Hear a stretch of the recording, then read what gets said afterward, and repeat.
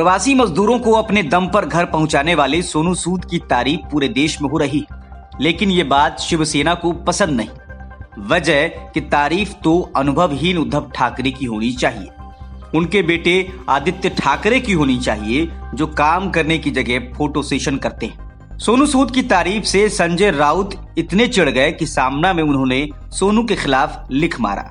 राउत ने सोनू सूद की तारीफ पर सवाल उठाते हुए लिखा कि कितनी चतुराई के साथ किसी को एक झटके में महात्मा बनाया जा सकता है। राउत ने सोनू सूद की आलोचना की तो बीजेपी ने शिवसेना पर निशाना साधा।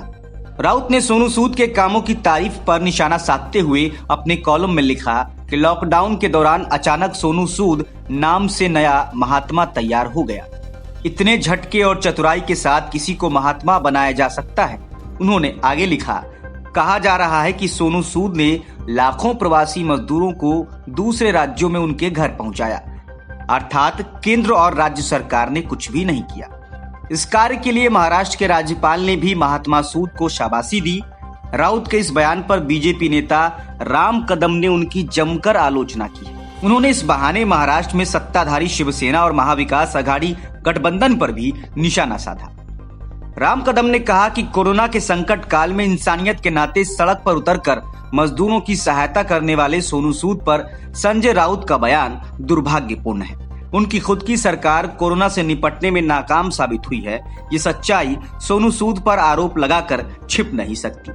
उन्होंने कहा कि जिस काम की सराहना करने की आवश्यकता है उस पर भी आरोप। असल में संजय राउत को मिर्ची इस बात पर लग रही है कि कोई उद्धव ठाकरे की तारीफ क्यों नहीं कर रहा। अगर उद्धव ठाकरे और उनकी जुगाड़ वाली सरकार ने ऐसा काम किया होता तो जाहिर है कि लोग उसकी भी तारीफ करते।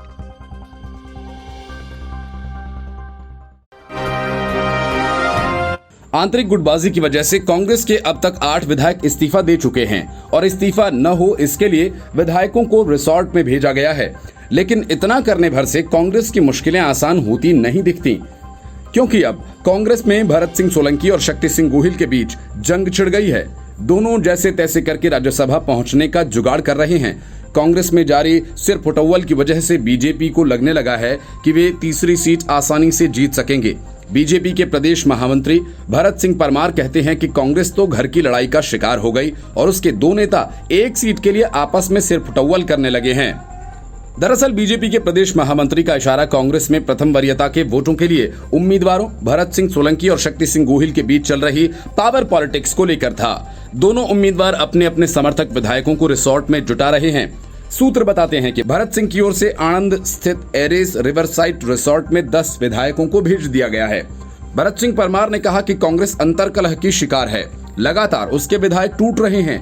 कांग्रेस के विधायकों के इस्तीफा देने और पार्टी के संख्या बल के आधार पर बीजेपी 3 राज्यसभा सीटें जीतेगी। इसलिए कांग्रेस के दोनों उम्मीदवार एक सीट जीतने के लिए आपस में लड़ पड़े हैं। दरअसल 182 सदस्यीय गुजरात विधानसभा में इस वक्त बीजेपी के पास 103 और कांग्रेस के पास 65 विधायक हैं। पहले कांग्रेस के पास 8 और विधायक थे, मगर लॉकडाउन से पहले 5 ने इस्तीफा दे दिया था और हाल ही में कुछ दिनों के भीतर 3 और विधायक इस्तीफा दे चुके हैं। ऐसे में कांग्रेस के पास अब 65 विधायक रह गए हैं। राज्यसभा की एक सीट जीतने के लिए 35 वोट की जरूरत है।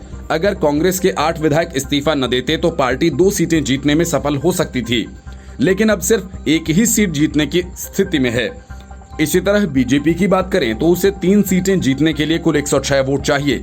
बीजेपी के पास 103 विधायक हैं। बीजेपी को सिर्फ 3 वोटों की दरकार है। पार्टी को ये वोट 2 तरह से मिल सकते हैं। बीजेपी भारतीय ट्राइबल पार्टी के 2 और एनसीपी के 1 विधायकों को अपने पाले में लाने की कोशिश की जा रही है। हालांकि अब तक इन विधायकों का समर्थन कांग्रेस को मिलता रहा है, मगर माना जा रहा है कि बदली परिस्थितियों में पलड़ा मजबूत देकर ये विधायक बीजेपी के साथ खड़े हो सकते हैं।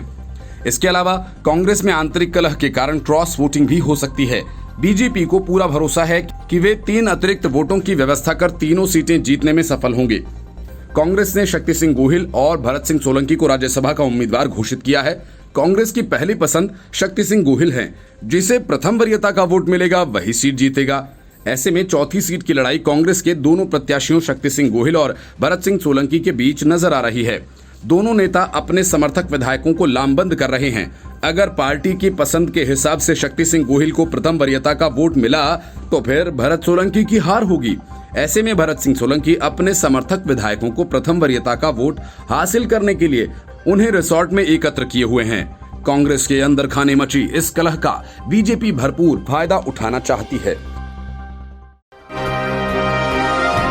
जैसा कि तय था, अरविंद केजरीवाल दिल्ली के अस्पतालों के दरवाजे बाहर के मरीजों के लिए बंद करना चाहते थे। आखिर हुआ भी वही। अरविंद केजरीवाल ने बाहर के मरीजों के इलाज पर रोक लगा दी है। इसके लिए केजरीवाल ने बड़ी ही चालाकी से लोगों की राय पूछी। जाहिर है कि राय देने वाले लोग आम आदमी पार्टी के कार्यकर्ता ही थे और केजरीवाल के मन के मुताबिक फैसला हो गया।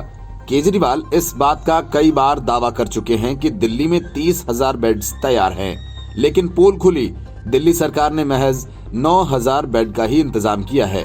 अब केजरीवाल की कमेटी कह रही है कि 15,000 और कोविड बेड की जरूरत है। केजरीवाल के इस तुगलकी फैसले से बाहर वाले लोगों को दिल्ली में इलाज करवाने में दिक्कतों का सामना करना होगा। दिल्ली में मौजूद दिल्ली सरकार के सरकारी अस्पताल और प्राइवेट अस्पतालों में सिर्फ दिल्ली के लोगों का इलाज होगा, लेकिन केंद्र सरकार के हॉस्पिटल्स सभी के लिए खुले होंगे। दिल्ली सरकार ने कैबिनेट बैठक में ये फैसला किया। अरविंद केजरीवाल ने बताया कि दिल्ली सरकार के अंतर्गत आने वाले हॉस्पिटल्स और दिल्ली के प्राइवेट हॉस्पिटल्स में सिर्फ दिल्ली के लोगों का इलाज ही होगा। वहीं केंद्र सरकार के हॉस्पिटल्स जैसे एम्स, सफदरजंग और आरएमएल में सभी लोगों का इलाज हो सकेगा, जैसा अब तक होता आया है। हालांकि कुछ प्राइवेट हॉस्पिटल्स जो स्पेशल सर्जरी करते हैं, जो कहीं और नहीं होती, उनको करवाने देश भर से कोई भी दिल्ली आ सकते हैं, उसे रोका नहीं जा सकेगा। 60 से 70% बाहर के लोग दिल्ली के हॉस्पिटल्स में भर्ती रहे, लेकिन इस वक्त दिल्ली में समस्या है।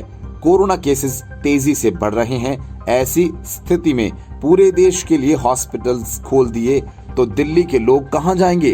केजरीवाल ने बताया कि 5 डॉक्टर्स की कमेटी बनाई गई थी, जिन्होंने माना कि फिलहाल बाहर के मरीजों को रोकना होगा। केजरीवाल के मुताबिक कमेटी ने कहा कि दिल्ली को जून के अंत तक 15,000 कोविड बेड्स चाहिए होंगे। फिलहाल दिल्ली के पास 9,000 बेड्स हैं और अगर हॉस्पिटल सबके लिए खोल दिए गए तो ये 9,000 3 दिन में ही भर जाएंगे। केजरीवाल ने कहा कि 7,50,000 लोगों ने उन्हें सुझाव दिया, जिसमें से 90% ने कहा कि फिलहाल कोरोना काल तक दिल्ली के हॉस्पिटल्स दिल्ली वालों के लिए ही होने चाहिए।